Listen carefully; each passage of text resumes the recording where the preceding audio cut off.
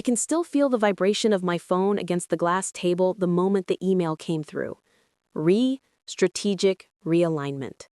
Those 3 words, sterile and impersonal, changed the trajectory of my 6-year career at North Pier Analytics.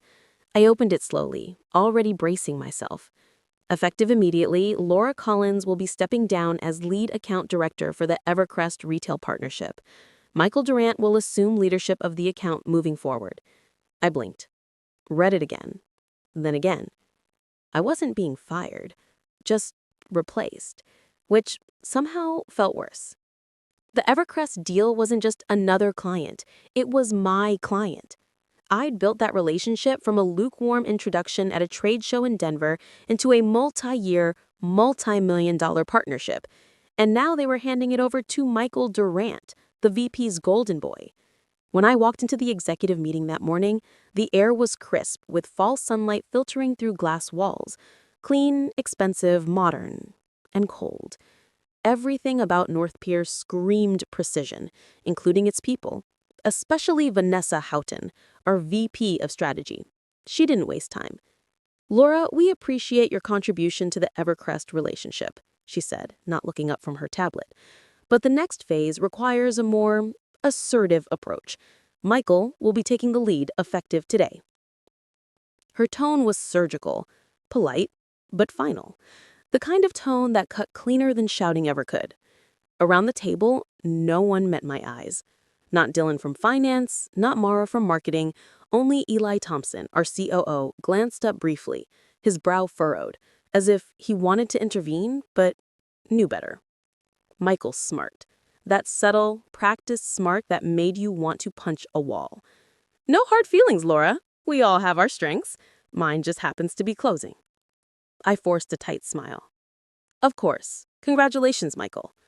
Inside, I was burning because I'd closed Evercrest, because I'd flown to Chicago twice in snowstorms to meet their CEO, Nathan Avery, face to face, because I spent nights on Zoom with their operations director, Grace Liu, refining logistics models line by line. And now, because Vanessa wanted someone with a sharper edge, I was being sidelined like a junior analyst. Back in my office, a small corner with a partial view of Lake Michigan, I closed the door and sat in silence. My mug of coffee had gone cold. My calendar still had Evercrest Q4 review 2 p.m. blocked out. I stared at it until the words blurred. I've been called many things in my career. Too cautious, too empathetic, too polished. Never aggressive enough. It's a label women in business learn to carry like armor. Invisible, heavy, and undeserved. Vanessa didn't just take the deal from me. She took my credibility, my leadership, my identity at this company. And Michael, well, he was just the executioner who smiled while doing it. By 5:30 p.m., I'd gathered every note, document, and presentation tied to Evercrest. I labeled each folder meticulously, exported my CRM data, and prepared a full transition file, because professionalism is the last thing they can take from you. Michael sauntered into my office just as I was zipping up the final folder. He leaned against the door frame like he owned the place. "Vanessa said you'd have everything ready," he said, scrolling through his phone. "Appreciate the smooth handoff." I met his gaze.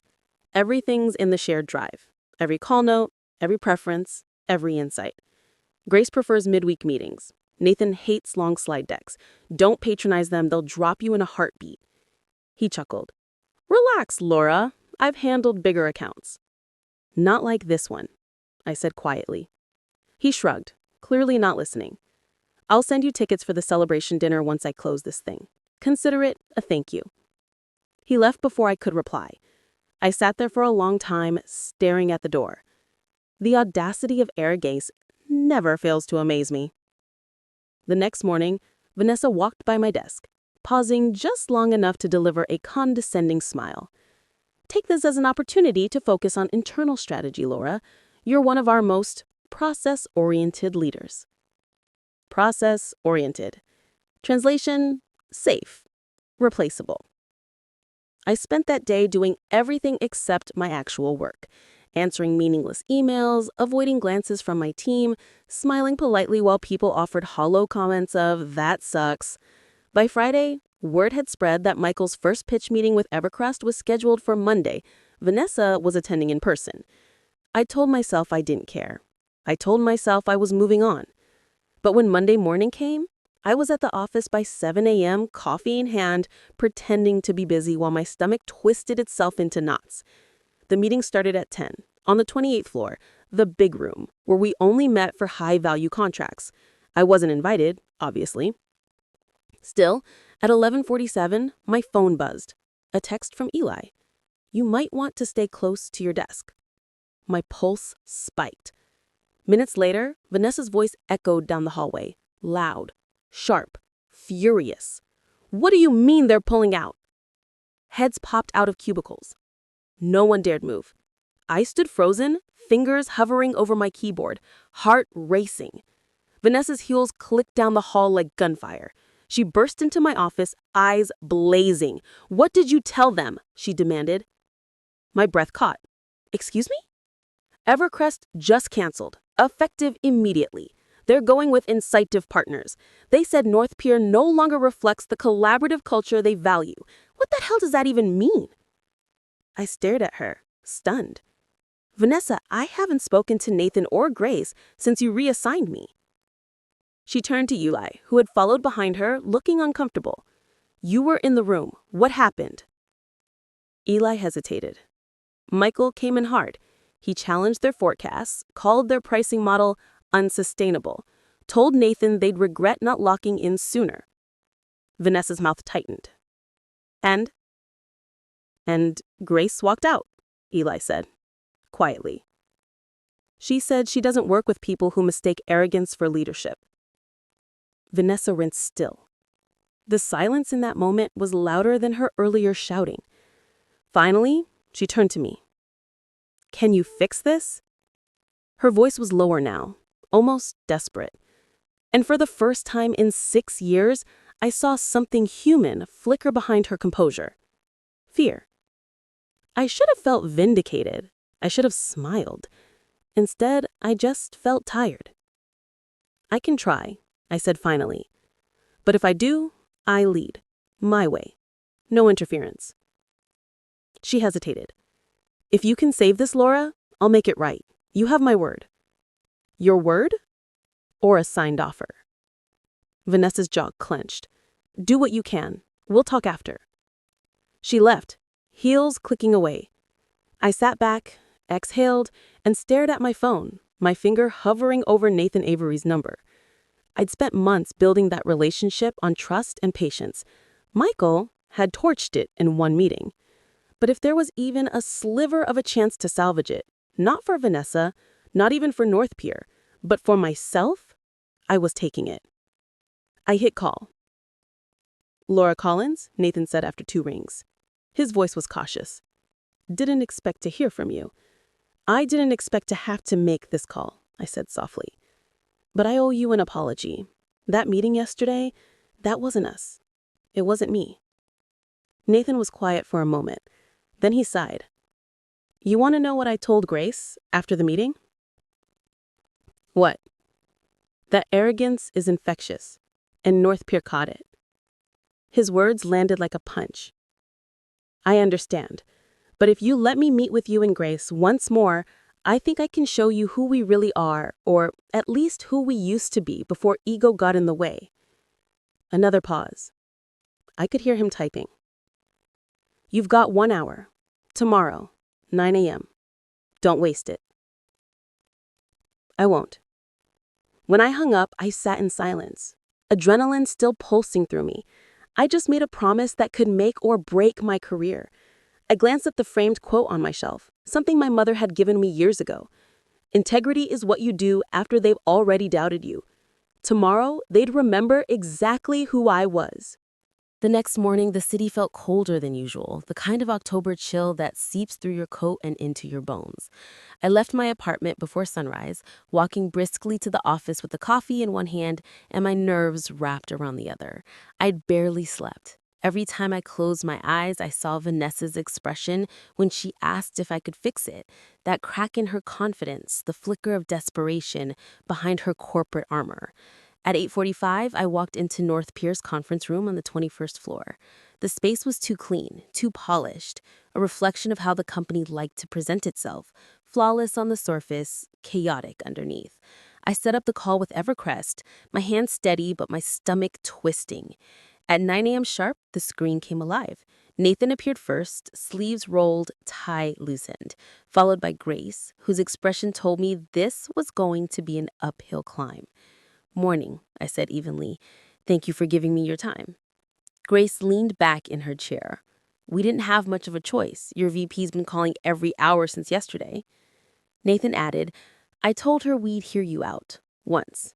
His tone wasn't hostile, just final. "Fair," I said. "Then I'll make it count." I clicked to the first slide. No branding, no slogans, no charts. Just a blank page with 2 words. "We failed." Grace's eyebrow arched. "That's a new opening." "Honesty is overdue," I said. "We stopped listening. We stopped adapting. Somewhere between profit targets and board pressure, we forgot what made our partnership work in the first place. Collaboration. That's on us. That's on me." Nathan exchanged a look with Grace. "Go on." I told them everything Michael had dismissed as soft skills, how our past campaigns succeeded because we focused on their people, not just their numbers. I walked them through a revised model I'd stayed up half the night refining: lower margin, higher retention, and most importantly, shared visibility. Grace's sharp expression softened just slightly. "This looks more like the approach we started with." "Because that's the one that worked," I said. "I know the numbers don't look as aggressive, but they're sustainable. They build trust." Nathan nodded slowly, fingers tapping the desk. "Michael said something about risk tolerance, that we were being conservative." I smiled faintly. "Michael measures success by velocity. I measure it by stability." A beat of silence passed. Grace folded her arms. "You're saying you can deliver consistency." "I'm saying I can deliver results without breaking what's working," I replied. Nathan's mouth twitched, the closest thing to a smile I'd seen from him in weeks. "You know, Laura, when you left the account, we figured North Pier was moving in a different direction." It was, just not the right one. Grace glanced at Nathan. "And what if we come back? What's different this time?" "Me," I said simply. The call went quiet again. Nathan finally leaned forward. "You've got something the others don't. You remember that this is about people. I'll give you 1 quarter to prove it. 1. If you're in charge." My pulse quickened. "You'll have the signed statement by noon." Grace added, "And tell Vanessa she's not invited to our next call." The meeting ended, and I sat there staring at the dark screen, barely breathing. I'd done it. Against every odd, every power play, every quiet dismissal. I'd pulled Evercrest back. When I stood up, Eli was in the doorway, trying and failing to hide his grin. "You just pulled a miracle. Vanessa's going to choke on her kale smoothie." "Let her. I've got an email to write." I walked straight to Vanessa's office. She looked up, clearly not expecting me so soon. "Well, they're back, on one condition. I lead the accounts, officially." Her brows lifted. "You're negotiating?" "No, I'm setting terms." She stared at me for a moment, then exhaled. "Done. Send the paperwork." For once, there was no condescension in her tone, just relief, maybe even respect. As I turned to leave, she said quietly, "You did good, Laura." I paused at the door. "I always did. You just didn't notice." I went back to my office, shut the door, and let myself breathe for the first time in days. My inbox pinged, an email from Nathan. "Glad to have you back. Let's rebuild this the right way." I smiled. Then another notification popped up, a message from Michael. "Guess congratulations are in order. Didn't think you'd actually pull it off." I stared at it for a long second before typing back, "You should have." I hit send. For the first time in a long time, I didn't feel small. I didn't feel replaceable. I felt unstoppable. The reset had begun, not just for the project, but for me. The next 2 weeks moved like a storm, fast, loud, and impossible to control. I was back in charge of Evercrest, officially this time, and the pressure was relentless. Every report, every deliverable, every late night email felt like a test I couldn't afford to fail. Vanessa kept her distance, at least publicly, but I could feel her eyes on me through every forwarded email and copied thread. She'd given me control, yes, but she hadn't surrendered her curiosity. Michael, on the other hand, didn't bother hiding his resentment. He strutted through the office like a wounded peacock, all attitude and misplaced confidence. I'd catch him leaning against desks, whispering to analysts, painting himself as the victim of some corporate injustice. One afternoon, I walked past the break room and heard him say, "She just got lucky. Evercrest was never going to walk away. She called their bluff, that's all." The words hit like static. Irritating but predictable. I didn't stop. I didn't need to. I'd learned long ago that silence unnerves people more than confrontation ever could. That Friday, Grace and Nathan flew in from Chicago for our first in-person session since the reset. It was a make or break day. If this meeting went well, the renewal would move to a 5-year commitment. If not, everything I'd rebuilt would collapse, and Vanessa would have the perfect excuse to replace me again. At 8 a.m., I was already in the boardroom, triple-checking every slide and notes. I chose a simple strategy: clarity over flash. No corporate jargon, no empty promises, just results and proof. When the elevator doors opened, Nathan stepped out first, exuding calm authority, followed by Grace, who carried that quiet sharpness I'd come to admire. "Morning," I said, extending a hand. "I appreciate you coming all this way." Nathan smiled faintly. "We figured it was time to see if North Pier had learned its lesson." "We're fast learners," I said. Vanessa joined us at the table, expression polished but tight. She hated that I was the reason this meeting was happening, but appearances mattered more than pride, and today she had to play supportive. Michael wasn't supposed to be there, but of course he was, sitting at the far end of the table, pretending to be absorbed in his tablet, waiting for an opportunity to insert himself. The meeting started smoothly. I walked them through quarterly projections, engagement metrics, and partnership insights. Grace nodded occasionally, asking precise, thoughtful questions. Nathan took notes. Vanessa sat with her usual composure, but every now and then I saw her eyes dart toward Michael, a subtle reminder of where her loyalties used to be. Then, mid-presentation, Michael interrupted. "Laura, these projections assume a 20% retention increase based on a single strategy shift. That's optimistic, don't you think?" The room went quiet. I felt every pair of eyes land on me. My heart rate spiked, but my voice didn't waver. Not optimistic, supported. I clicked to the next slide. Real-time data from our pilot test in Denver, where our strategy had already improved retention by 22%. That's 1 week of data. We're just getting started. Michael's face froze. Grace leaned forward, intrigued. "So you're saying this model's already in motion?" "It's not theory, it's proof of concept." Nathan exchanged a quick glance with Grace. "That's impressive." Vanessa shifted slightly, realizing this was going better than she had prepared for. "That's what I meant by adaptable leadership," she said, smiling as if the success was hers. I let her have the illusion. There would be time to correct the record later. After the meeting, Nathan pulled me aside near the windows overlooking the leak. He said, "You've done good work. This feels like the partnership we used to have." I smiled. "That's the goal. Keep it that way. And, Laura, don't let your company kill its own talent again." The words lingered long after he and Grace left. Back in the office, Vanessa was celebrating the team's success, but her tone carried an undercurrent of tension. She knew what everyone else did now, that I had proven her wrong, publicly and undeniably. As the crowd dispersed, she approached me, voice low. "You handled that well." "I always do," I said. She studied me for a beat too long. "Careful, Laura, you're starting to sound like me." I met her gaze. No, Vanessa, I'm starting to sound like someone you underestimated. Her lips tightened, but she said nothing. That night, as the office emptied, I stayed behind, compiling reports and cleaning up the aftermath of the day. My phone buzzed with the message from Eli. Drinks to celebrate? You've earned it.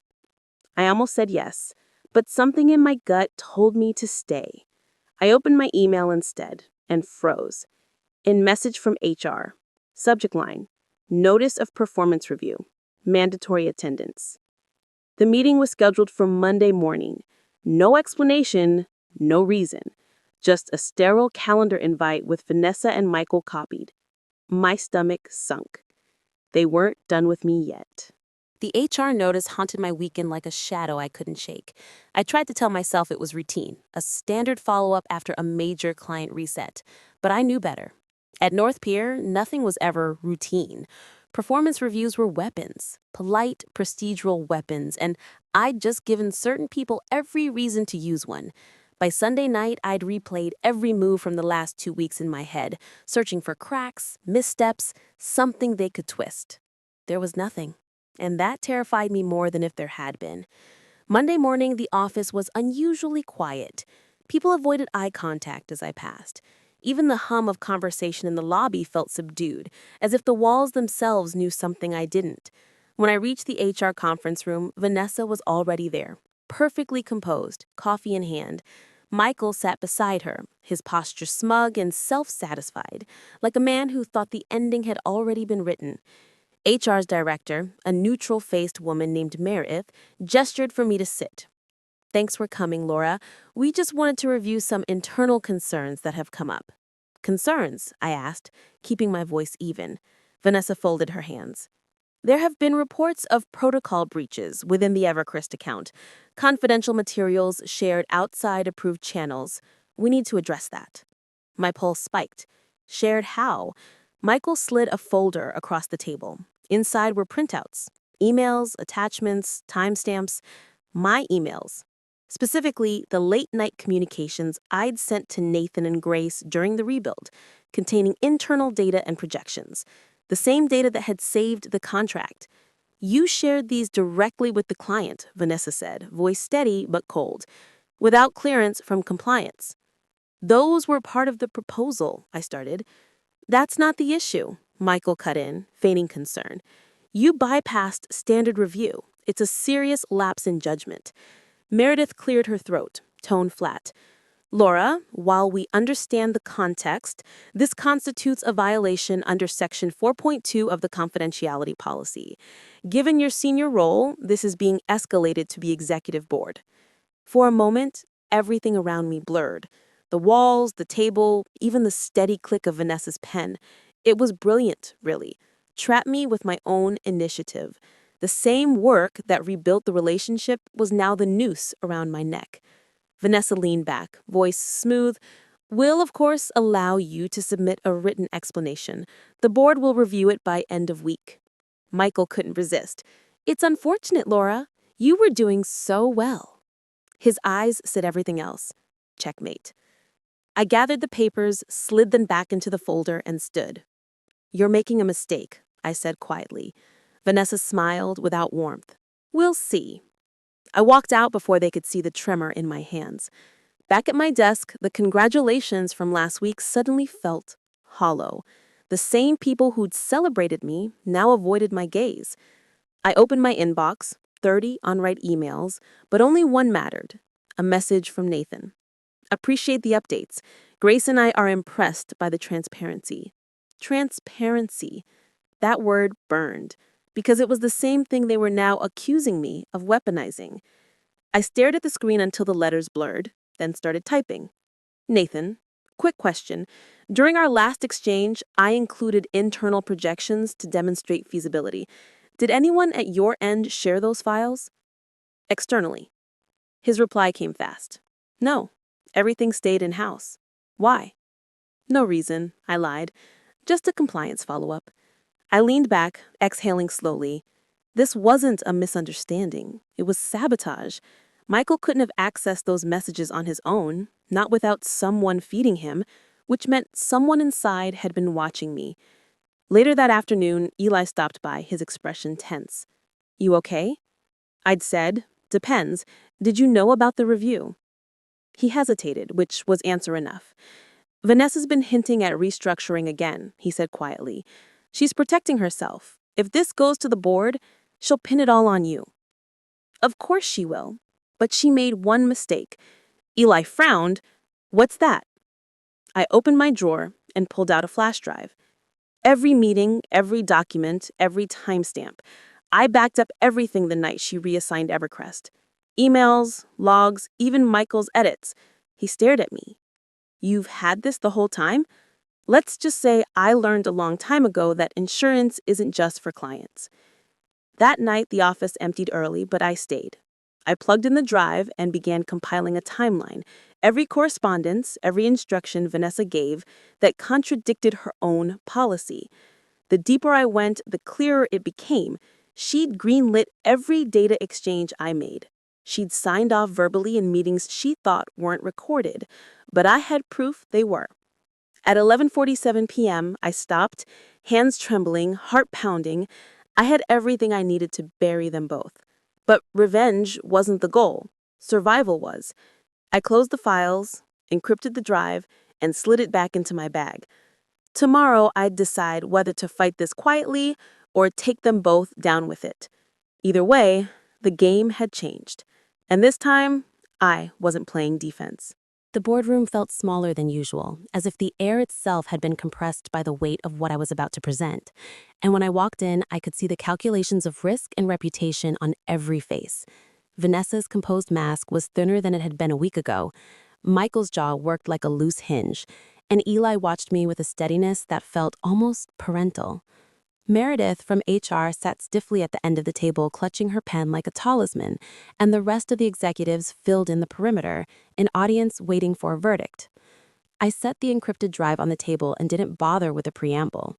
I let the silence do the introduction for me. "I'd like to start with a timeline," I said, and clicked play. Emails, meeting transcripts, time-stamped approvals, Vanessa's voice from a recorded strategy call contradicting the policy she'd cited in HR. Michael's edits showing he'd been coached on which aggressive talking points to push. Everything flowed clean and irrefutable, like watching a slow-motion unmasking. I watched their faces as the evidence landed. The shift from process-oriented to "we need someone who will be tougher," Vanessa's offhand approval for the data I shared because we needed to move quickly, and then her public pivot to accuse me of breaching protocol when the optics turned ugly. Michael's smirk evaporated into something small and ashamed when his own words were read aloud in context. He tried to interject once, twice, but the board chairman, a man who liked neat problems and cleaner solutions, held up a hand and asked me to continue. I did. I brought Nathan and Grace on the line. I'd called them before the meeting so they could confirm what they'd seen and heard. And when Nathan spoke, calm, direct, unimpressed with corporate games, he told the board that North Pier's integrity mattered to them, that they were comfortable working with the person who had listened and shown them respect, not the person who had lectured them from the podium. Grace added, "We rejected the first negotiation because it felt performative. Laura fixed it by treating us like partners. That's the North Pier we signed up for." Those two endorsements were a clean, sharp blade through the fog. Meredith shifted, color draining from her face as the paper trail contradicted her implied neutrality. She'd been reading the narrative Vanessa handed her, a narrative shaped more by fear than by fact. Eli's hand hovered over a folder, but he didn't need to speak. His expression said he'd suspected this all along and was relieved to have proof. Vanessa tried to salvage it by claiming she'd been misquoted, that the recordings were taken out of context, that any approvals were informal and thus irrelevant. But the timestamps, the calendar invites, and the message threads told a different story. Michael, flailing now, attempted damage control, blaming miscommunication, blaming urgency, blaming the client. But the board, who understood that reputational risk eats profit, were done listening to excuses. There was a moment, small and luminous, when the room's power dynamic shifted. The very people who had felt untouchable in their insulated offices realized the architecture of their protection had been built on thin assumptions and louder postures, not evidence. The chairman looked at Vanessa and asked a simple question. "Did you authorize these exchanges?" Her answer was a taut refusal, a practiced denial that crumbled when Eli quietly produced the calendar entry with her initials and the phrase, "Approve expedited data share." She went pale, then furious, then brittle. The board's decision was surgical. Vanessa would step down from her VP role pending a formal investigation. Meredith would be asked to recuse herself from disciplinary proceedings for her obvious bias, and Michael would be placed on indefinite leave while we conducted a performance and conduct review. The word termination hung in the air like a sharpened coin, and Michael's face finally registered the thin line between privilege and consequence. I felt a cool satisfaction, yes, but it was tempered by the knowledge of what this had cost me emotionally. Vindication wasn't a balm for the quiet hours of doubt. After the formalities, the chairman turned to me and asked what I wanted. I could have demanded everything: a promotion, a public resignation, punitive measures, but victory felt different now. It felt like reclamation rather than retribution. I asked for two things: an explicit guarantee of autonomy over my accounts, with a written clause that no client would be reassigned without my consent, and a transparent process for compliance approvals that could not be weaponized against staff who acted in good faith to preserve client relationships. I asked for a title that matched my work: Senior Director of Client Partnerships, and compensation that reflected the $6.8 million in new value we were projecting from Evercrest's renewed roadmap. The board, chastened and practical, approved my requests and added a stipulation for quarterly oversight to ensure governance. As the room emptied and congratulations felt perfunctory, Eli stayed behind. He closed the door and said, "You didn't just save a contract. You reminded us what we forget whenever we hire for bravado over judgment." I wanted to laugh, to cry, to scream. Instead, I told him simply that I'd be drawing new boundaries, that I expected transparency, and that I would not be the company's convenient scapegoat again. I wrote the new policies with HR, sat in the very meetings that had once been weaponized against me, and watched as the culture subtly shifted. Leaders who had relied on theatrics began to measure their worth by client retention and partner satisfaction, rather than volume of victory laps. Vanessa left quietly a month later, not with an exit interview full of bravado, but with a small box of personal effects and a note that read, "I wish I'd understood earlier." People talked. Some said I'd been ruthless, others said I'd been wise. Michael's attempts to land elsewhere hit the same invisible barrier that arrogance builds. People remembered the theatrics and chose caution. Evercrest project launched on time, and the pilot scaled faster than our most optimistic models predicted, because the team trusted continuity, and trust turned into dependable results. In the quiet that followed, I sat at my window and watched the lake stretch wide and indifferent, and I thought about the cost of proving yourself in a room designed to reward spectacle. I also thought about how easy it is to confuse toughness with toxicity, and how rare it is to see a company recalibrate toward competence that includes humility. I could have left, and in the weeks after the board's decision, recruiters called with headlines and promises. But I stayed, not out of loyalty to North Pier, but because there was work to be done, to rebuild policy into protection, to mentor the people who'd been murmuring in hallways, and to make sure that when someone presented evidence again, it would be met with scrutiny, not assumptions. The VP had found out the hard way that replacing me was a mistake, not because her ego was bruised, but because the company nearly lost its soul for the sake of a misinterpreted bravado, and I had been the one to keep both the client and the company from paying the price.